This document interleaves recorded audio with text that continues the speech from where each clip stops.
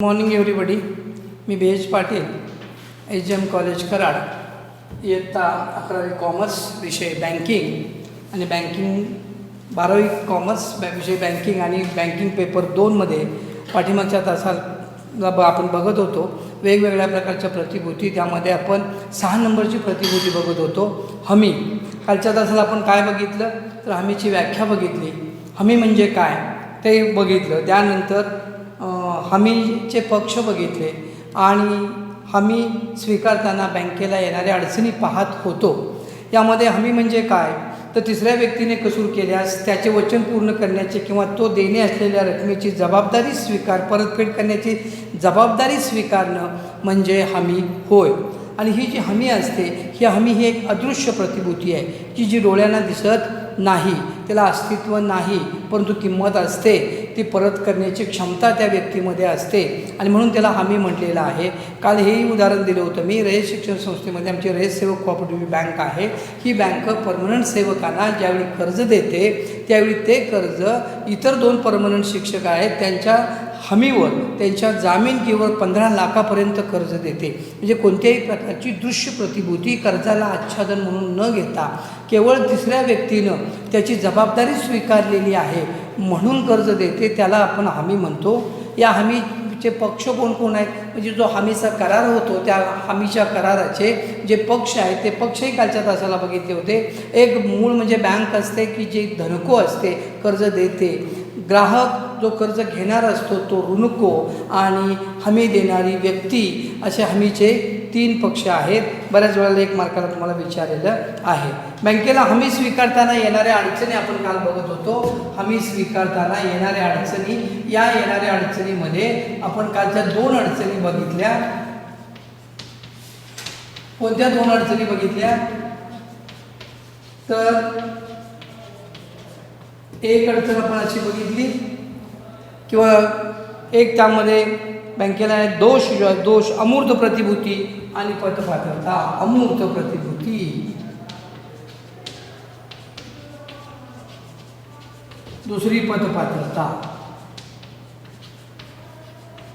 कालच्या तासाला बघितलेला आहे. त्यामुळे ज्या पुढचा भाग आपण आता बघणार आहोत ते म्हणजे रक्कम ठरवणे कठीण.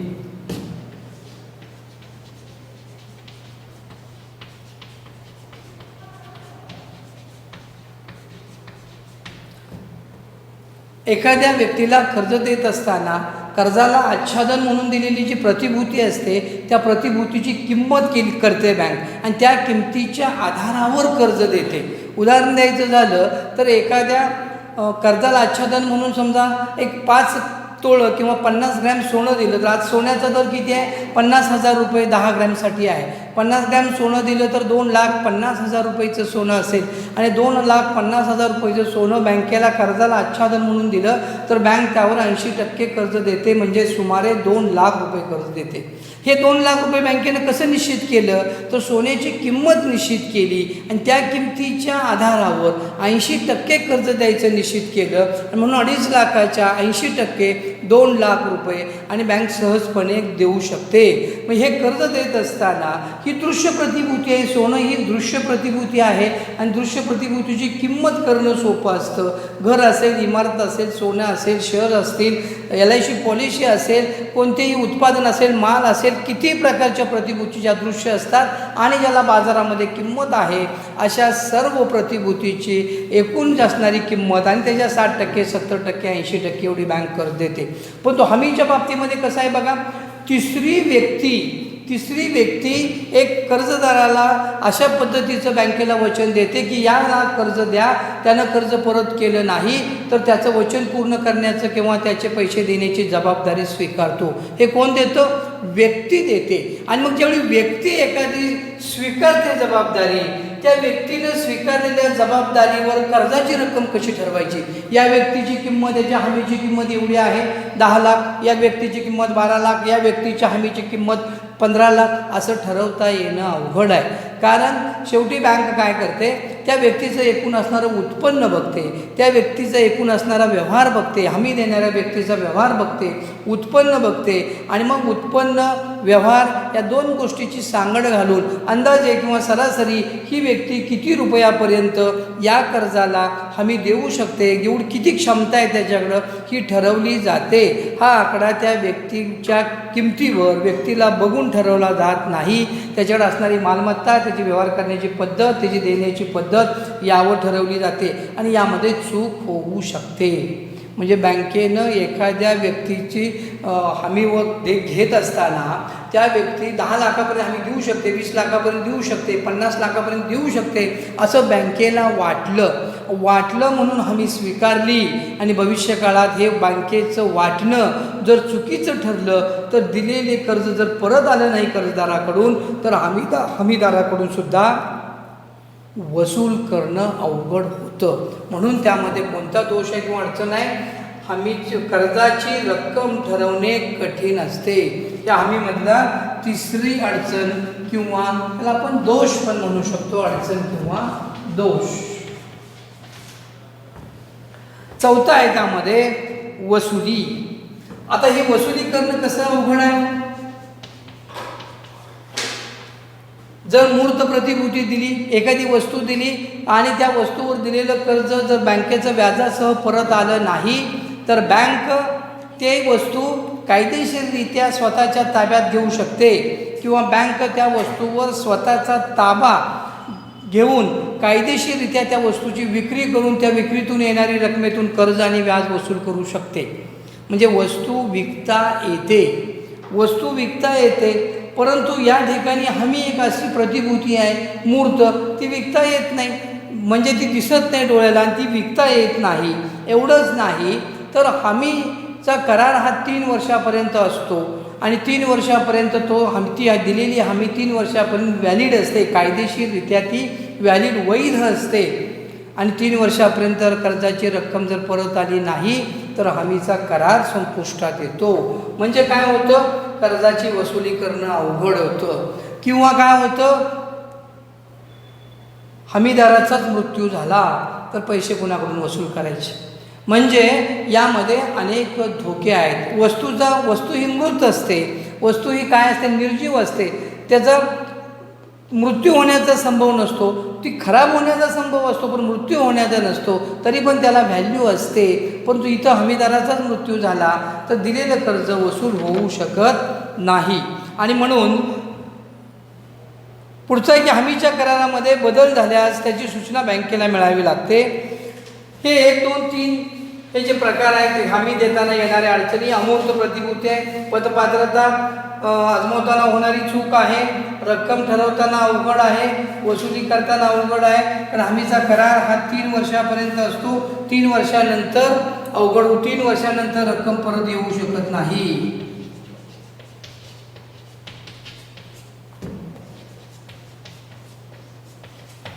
तीन वर्षानंतर करार संपुष्टात येतो आणि मग अशा पद्धतीनं हे हमी स्वीकारत असताना 1, 2, 3, 4, 5 ज्यात अडचणी येतात, या अडचणी बँकेला नेहमी अडचणीत आणणाऱ्या असतात आणि म्हणून बँका काय करतात, हमीवर कर्ज देताना अतिशय काळजी घेतात. कारण ती दृश्य प्रतिभूती नसल्यामुळं बँकेलाही असा प्रश्न पडतो की जर समजा हमीवर एखाद्याला कर्ज दिलं आणि हमीदाराचीच परिस्थिती बिघडली, कर्जदाराची बिघडली आणि हमीदाराची परिस्थिती बिघडली तर दिलेले कर्ज वसूल होऊ शकत नाही. आणि म्हणून हमीवर कर्ज देताना बँकेला अतिशय काळजीपूर्वक दक्षता घ्यावी लागते किंवा कर्ज देत असताना बँक दक्षता घेते. कुणाला कर्ज द्यायचं, किती कर्ज द्यायचं, कुणाच्या हमीवर द्यायचं, पुढं काय काय प्रिकॉशन घ्यायची, हे सगळ्या गोष्टी बँका ठरवते. आणि म्हणून हमी स्वीकारताना बँकेनं घ्यावयाची दक्षता आपण बघायची आहे. कालच्या तासाला तुम्हाला यातल्या काही अडचणी झाल्या होत्या, आजच्या तासाला अडचणी तुम्हाला 5 मार्काला प्रश्न विचारलेला आहे बोर्डाला बऱ्याच वेळेला की पुढील प्रतिभूतीमध्ये कोणते दोष आहेत किंवा कोणत्या अडचणी आहेत ते सविस्तर स्पष्ट करा. यामध्ये तुम्हाला या अडचणी सांगितल्या. आता हमी स्वीकारत असताना बँकेने घ्यावयाची दक्षता, मी फक्त दक्षताच घेतो इथं. विद्यार्थी मित्र, हे जे पेपर फर्स्ट आणि पेपर सेकंडच्या नोट्स आहेत. या नोट्स जवळजवळ सर्व विद्यार्थ्यांना देण्यात आलेल्या आहेत. माझ्या माहितीनं 3-4 विद्यार्थ्यांनी अद्याप नोट्स नेलेल्या नाहीत. ज्यांनी अद्याप नोट्स नेलेल्या नाहीत त्यांनी या ठिकाणी येऊन त्या नोट्स घेऊन जायच्या आहेत. कारण आता एवढ्या सुट्टीमध्ये बऱ्याच जणांचं लिहून झालं. अजून काही दिवस सुट्टी मिळेल तुम्हाला आणि दिवाळीनंतर कॉलेज सुरू होण्याची शक्यता आहे. त्यामुळे तोपर्यंत लिहून होणं अपेक्षित आहे. तर हमी स्वीकारताना कोणती दक्षता घ्यावी आहे तर ते आपण पाहणार आहोत. एक पहिली दक्षता अशी आहे की पतपात्रता.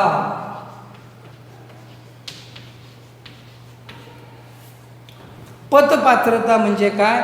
एखाद्या व्यक्तीची बँकेच्या दृष्टीनं असलेली पत, ती व्यक्ती हमी देणारी व्यक्ती आहे, ज्याची हमी स्वीकारायची आहे, ती व्यक्ती बँकेच्या दृष्टीनं पतपात्र असली पाहिजे. पतपात्र असली पाहिजे याचा अर्थ असा आहे की कुठलीही व्यक्ती एखादी बसलेली कुठली तरी गरीब असलेली किंवा एखादी गरीब व्यक्ती आणून एखादी श्रीमंत व्यक्ती त्या गरीब व्यक्तीची जर हमी द्यायला लागले आणि बँकेने ती स्वीकारली आणि कर्जदारानं कर्जाची रक्कम परत केली नाही तर त्या गरीब व्यक्तीकडून अशा पद्धतीचं कर्ज वसूल होणार नाही.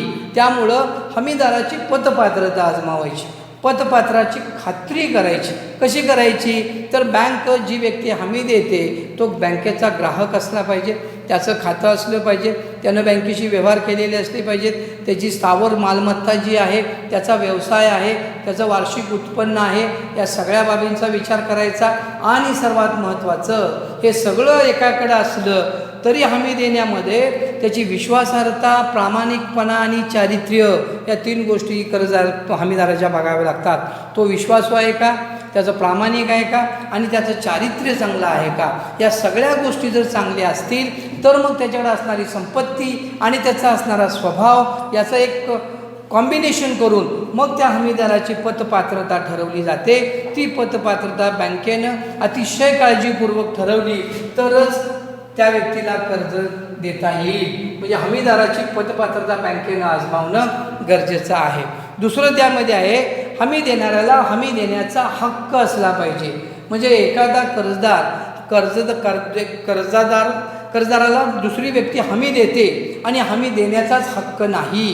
उदाहरणार्थ 18 वर्षाच्या खालची व्यक्ती आहे, प्रचंड श्रीमंत आहे, परंतु त्याला हमी देण्याचा अधिकार आहे का? कारण व्यवहार करण्याचा अधिकार नाही.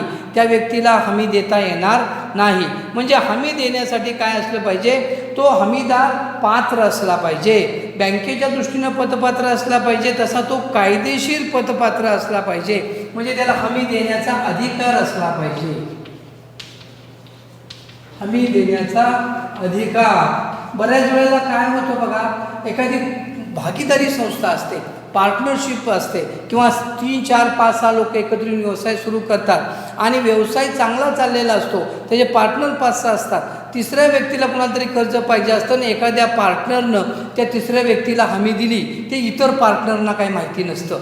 त्यानं हमी देताना कशी दिली, कंपनीच्या वतीनं, त्या भागीदारी संस्थेच्या वतीनं दिली आणि बँकेने ती हमी स्वीकारली. कारण भागीदारी संस्था उत्तम चाललेली आहे, त्यामुळे हमी स्वीकारली आणि पुन्हा भविष्यात अडचण अशी निर्माण झाली की या पार्टनरमध्ये असं ठरलं होतं, पार्टनरच्या करारामध्ये, की ज्याला हमी द्यायची आहे त्यानं वैयक्तिक हमी द्यावी, कंपनीच्या वतीनं, पार्टनरशिपच्या वतीनं हमी देता येणार नाही. म्हणजे हमी देण्याचा हक्क भागीदारी संस्थेच्या वतीनं, तुम्ही भागीदार आहे म्हणून तुम्हाला देण्याचा हक्क नव्हता, तरी तुम्ही हमी दिली तर भविष्यकाळामध्ये बँक अडचणीत येऊ शकते.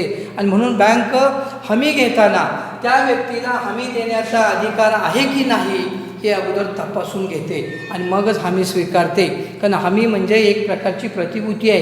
कर्जदारानं कर्जाची रक्कम परत केली नाही तर हमीदाराला ती परत करावी लागते. त्यामुळं हमी देण्याचा अधिकार त्याला आहे की नाही हे पाहिलं पाहिजे. तिसरं आहे बँकेनं दक्षता कुठली घ्यायची आहे, सर्व हमीदाराच्या सह्या घ्यायच्या आहे. सर्व हमीदाराच्या सह्या त्या कुणाच्या देखत, अधिकाऱ्याच्या देखत. समक्ष म्हणतो फक्त, सर्व हमीदाराच्या सह्या त्या अधिकाऱ्याच्या समक्ष द्यायच्या आहेत. त्याचं कारण असं आहे, समजा एखाद्या कर्जदाराला 4 लोकांनी हमी दिली आणि मोठ्या रकमेचं कर्ज दिलं, ते चौघंही बँकेच्या दृष्टीनं पतपात्र आहेत, चौघांनाही कर्ज हमी देण्याचा अधिकार आहे. आणि काय केलं त्यातनं एकानं फक्त येऊन बँकेत सही केली आणि कर्जदारानं तो अर्ज नेला आणि परस्पर जाऊन सह्या करून आणल्या. त्या सह्या कुणी केल्या, हमीदारांनी केल्या की स्वतःच सगळ्या त्या कर्जदारांनी सह्या केल्या हे बँकेच्या अधिकाऱ्याला कळत नाही. भविष्यात असं होऊ शकतं की आम्ही त्या सह्या केलेल्या नाहीत, आम्ही याला हमी दिलेली नाही, असं होऊ नये म्हणून बँकेच्या अधिकाऱ्याच्या समक्ष जेवढे हमीदार असतील त्या सर्व हमीदारानं बँकेच्या अधिकाऱ्याच्या समक्ष सह्या करणं आवश्यक आहे. आणि ही बँकेने जर काळजी घेतली नाही तर बँक अडचणीत येऊ शकते. आज आपण जर पाहिलं तर या कराड शहरामध्ये जनता कोऑपरेटिव्ह बँकेचे व्यवहार थांबवलेले आहेत. या अगोदर पण बँक ऑफ कराड ही बँक बुडालेली बँक आहे. तर याच्यासुद्धा आता जे व्यवहार झालेले आहेत त्या व्यवहारामध्ये असंच आहे, दिलेली कर्ज जी आहे ती कर्ज देत असताना त्या कर्जाला सुरक्षितता म्हणून ज्या सह्या घेणं आवश्यक होतं, जे कागदपत्र घेणं आवश्यक होतं ते कागदपत्र कायदेशीररित्या घेतलेली नाहीत आणि त्यामुळं कर्ज वसूल होत नाही. कर्ज वसूल झालं नसल्यामुळं बँक अडचणीत आली आणि आज व्यवहार सगळे थांबवलेले आहेत. त्यामुळे बँक काय करते, दुसऱ्याचा पैसा तिसऱ्या व्यक्तीला देताना मध्यस्थ म्हणून काम करते आणि मध्यस्थ म्हणून काम करताना ही सगळी जबाबदारी बँकेवर येते. आणि म्हणून हमीदाराला कर्ज देत असताना सर्व हमीदाराच्या सह्या आहेत की नाही हे बँकेनं पाहिलं पाहिजे. स्वतः बँक अधिकाऱ्याच्या समक्ष सह्या केल्या पाहिजेत. त्यानंतर संस्थेच्या वतीनं हमी देण्याचा हक्क असेल तरच, म्हणजे एखाद्या संस्थेनं हमी दिली किंवा संस्थेच्या वतीनं हमी दिली तर त्या हमीदाराला संस्थेच्या वतीनं हमी देण्याचा हक्क किंवा संस्थेला हमी देण्याचा हक्क वतीनं आपण बघितलं, पण संस्थेनंच हमी दिली. एखादी व्यक्ती अतिशय मोठी असेल तर त्याला एखादी संस्था देते. उदाहरणार्थ आयात निर्यात व्यापारामध्ये किंवा तुम्हाला मोठ्या प्रमाणावर कर्ज घ्यायचं असेल एखाद्या मोठ्या संस्थेकडून तर तुम्हाला हमी पाहिजे असते. कुणाची पाहिजे असते? व्यक्तीची हमी ती संस्था स्वीकारत नाही. मग त्या संस्थेला संस्थेची हमी पाहिजे असते. बऱ्याच वेळेला बँका हमी देतात. एखाद्या व्यक्तीला कर्ज पाहिजे असेल तर बँक हमी देते किंवा एखादी संस्था हमी देते. त्यावेळी संस्थेची हमी घेणं कधीही बँकेच्या दृष्टीनं फायद्याचं आहे किंवा त्या संस्थेच्या दृष्टीनं फायद्याचं असतं, परंतु त्या संस्थेला हमी देण्याचा अधिकार आहे की नाही हे कर्ज देणाऱ्या बँकेनं तपासलं पाहिजे. आणि म्हणून ते जर तपासलं नाही तर भविष्यकाळामध्ये अडचणी निर्माण होऊ शकते. आणि म्हणून संस्थेच्या वतीनं हमी देण्याचा हक्क त्या हमीदारास आहे का हे अगोदर बँकेनं तपासून घेतलं पाहिजे. त्यानंतर समजा हे सगळं घेतलं, हे बँकेच्या दृष्टीने पतपात्र हमी देण्याचा अधिकार आहे, सर्वांनी समक्ष सह्या केल्या, संस्थेनं हमी दिली, हे सगळं आहे, तरीही बँकेचं घेतलेलं कर्ज त्या कर्जदारानं परत केलं नाही. काय करणार बँक? असं कर्ज परत केलं नाही तर हमीदाराकडून वसूल करणार आणि हमीदाराकडून वसूल करणं, हमीदारानं समजा कर्ज भरलं तर हमीदाराचं घेतलेलं कर्ज ताबडतोब कर्ज खात्याला बँकेनं वर्ग करू नये. का? ताबडतोब जर कर्ज खात्याला वर्ग केलं तर कर्जदार निवांत राहील आणि हमीदाराकडून पैसे वसूल करणं बँकेला सर्वसाधारणपणे सर्वच त्याच्या उच्च बँकेचा म्हणजे रिझर्व्ह बँकेचा आदेश असतो किंवा कायद्यानं असा आदेश आहे की जास्तीत जास्त पैसे कर्जदाराकडून वसूल करा. यावेळी कर्जदार कोणत्याही प्रकारचं पैसे देण्यास असमर्थ ठरतो, दिवाळखोर म्हटलं तरी चालेल, पण दिवाळखोर स्वतः घोषित करायचं नसतं, त्याला कोर्टानं घोषित करावं लागतं आणि स्वतः पैसे देण्यास असमर्थ असतो, त्यावेळी हमीदाराकडून वसूल करा. बऱ्याच वेळेला जर कर्जदारची जी परिस्थिती आर्थिक चांगली आहे परंतु पैसे देण्याची, कर्ज परत करण्याची इच्छा नाही, अशावेळी बँकेने जर हमीदाराकडून पैसे वसूल केले तर वसूल केलेले पैसे कर्जदाराच्या कर्जावर न भरता एक सस्पेन्स अकाउंट उघडायचं आहे, त्याला निलंबन खातं म्हणतात आणि ह्या निलंबन खातं उघडून त्या खात्यावर पैसे जमा करायचे आहेत. का असं करायचं? जर समजा डायरेक्ट पैसे जमा केले तर कर्जदार निवांत राहणार आणि पैसे त्याचं कर्ज कमी कमी होत जाणार आणि हमीदाराच्या गळ्याला फास लागणार. तो त्यापेक्षा सस्पेन्स अकाउंटवर पैसे जमा करणार. बँकेकडे पैसे आलेले आहेत फक्त कर्ज खात्याला नाहीत आणि मग कर्जदाराकडून वसुलीच्या मागं लागायचं. त्यांना दिलेली कर्जाला प्रतिभूती जी दुसरी असते किंवा त्याची प्रायव्हेट मालमत्ता असते, खाजगी मालमत्ता असते, त्या खाजगी मालमत्तेवर कायदेशीर हक्क प्रस्थापित करून त्याची कायदेशीर विक्री करून मग कर्ज वसूल करायचं आहे. त्यातून कर्ज वसूल झालं नाही तर मग हमीदाराकडून घ्यायचं आहे. हमीदाराने दिलेले पैसे ताबडतोब कर्जाला वर्ग करता येत नाहीत, म्हणून बँकेने एक निलंबन खातं उघडायचं आणि त्यावरती रक्कम जमा करायची. ही भविष्यकाळामध्ये दक्षता घ्यावी लागते. पुढचा एक सर्वात महत्त्वाचा मुद्दा आहे तो असा की हमीचा करार आहे. आणि ही कसली हमी म्हणजे तिसऱ्या व्यक्तीनं दिलेली जबाबदारी आहे, स्वीकारलेली जबाबदारी. ही डोळ्याला दिसत नाही, याला किंमत नाही, माणसानं दिलेली आहे. तर मग इथं काय होणार आहे, इथं हमीचा करार जो असतो तो करार कुणाकुणात होतो, कर्जदार बरोबर हमीदार आणि बँक या तिघात करार होतो. आणि कायदा काय सांगतो, हमीचा करार 3 वर्षानंतर बंद होतो किंवा संपतो. म्हणजे 3 वर्षात कर्जाची वसूल झाली नाही तर हमीदाराची जबाबदारी संपली. आणि वसूल झालं नाही आणि हमीदारानेही पैसे दिले नाहीत तर बँकेला ते पैसे परत येणार नाहीत, बँक तोट्यात जाऊ शकते. म्हणून बँकेनं काय करायचं आहे, 3 वर्ष संपण्यापूर्वीच त्याच हमीदाराचा पुन्हा करार करून घ्यायचा आहे. 3 वर्षाच्या आत पुनर्करार करायचा आहे. पुनर्करार, आणि असा पुनर्करार जर केला तर तिथून पुढं पुन्हा 3 वर्षापर्यंत त्याची हमी चालू शकते. म्हणजे 3 वर्षासाठी जरी कर्ज दिलं असलं, हमी दिली असली, 3 वर्षापर्यंत कर्जाची परतफेड झाली नाही तर शेवटच्या महिन्यामध्ये किंवा अगोदर 2 महिने पुनर्करार करून घेतला की तिथून पुन्हा 3 वर्ष. जसं आपण एखादं एम्प्लॉयमेंट कार्ड असतं, आपली मुदत संपली की आपण काय करतो, रिन्यू करतो. रिन्यू केली की पुढच्या वर्षापर्यंत चालतं. किंवा लायसन असते, लायसन कशी असते 5 वर्षासाठी, 5 वर्ष संपत आली की रिन्यू करायचं, पुन्हा 5 वर्ष चालते. तशा पद्धतीने हे करार पुढं ढकलावे लागतात, पुनर्करार करावे लागतात, तरच हमीदार त्यातनं सुटत नाही. नाही तर 3 वर्षानंतर हमीचा करार रद्द होतो, हमीदार मुक्त होतो. कर्जदारानं कर्ज परत केलं नाही तर बँक अडचणीत येऊ शकते. आणि शेवटचा मुद्दा आहे की हमीवर कर्ज देताना कुणाला द्यायचं. मगाशी सांगितलं, हमी चांगल्या व्यक्तीची बघून द्यायची, त्याचं एकूण असणारं उत्पन्न, त्याची असणारी आर्थिक परिस्थिती, त्याचा असणारा व्यवहार, त्याची एकूण संपत्ती, त्याचे ताळेबंद पत्रक सगळं बघून ठरवलं हमीदार. परंतु कर्जदाराला सुद्धा हमीवर कर्ज देत असताना उच्च पतपात्र असणाऱ्या व्यक्तीला द्यायचं आहे. उच्च पतपात्रता, नुसती पतपात्रता नाही, उच्च पतपात्रता म्हणजे काय, उच्च पतपात्रता म्हणजे ज्या व्यक्तीवर बँकेचा एवढा मोठा विश्वास आहे, दिलेले कर्ज, त्या व्यक्तीची पात्रता आणि ती इतकी मोठी आहे की हे कर्ज 100% परत येऊ शकतं. आणि म्हणून नुसती पात्रता बघून चालणार नाही, तर उच्च पतपात्रता असलेल्या व्यक्तीलाच हमीवर कर्ज द्यायचं आहे. कारण हमी ही कसली प्रतिभूती आहे, अमूर्त प्रतिभूती आहे. आणि मग अमूर्त प्रतिभूतीवर कर्ज देत असताना चांगल्या माणसाला द्यायचं. ही उच्च पतपात्रता कशी आजमावायची, मी सांगितलं. त्याची संपत्ती ठीक आहे, त्याचं उत्पन्न तेही बघायचं आहे, त्याचं वार्षिक 23 ताळेबंद पत्र बघायचं आहे. आणि सर्वात महत्त्वाचं म्हणजे ग्राहकाची विश्वासार्हता, प्रामाणिकपणा आणि चारित्र्य. हे काय डोळ्याला दिसत नाही. तो विश्वास आहे का, त्याचं चारित्र्य चांगलं आहे का, त्याचा प्रामाणिक आहे का, हे बँकेनं पाहिलेलं असतं, परस्पर त्याचा अभ्यास केलेला असतो. आणि मग बँकेने ठरवलेलं असतं की ही व्यक्ती या कर्जाला पतपात्र आहे, उच्च पतपात्र आहे, मग त्या व्यक्तीला अशा पद्धतीचं कर्ज दिलं जातं.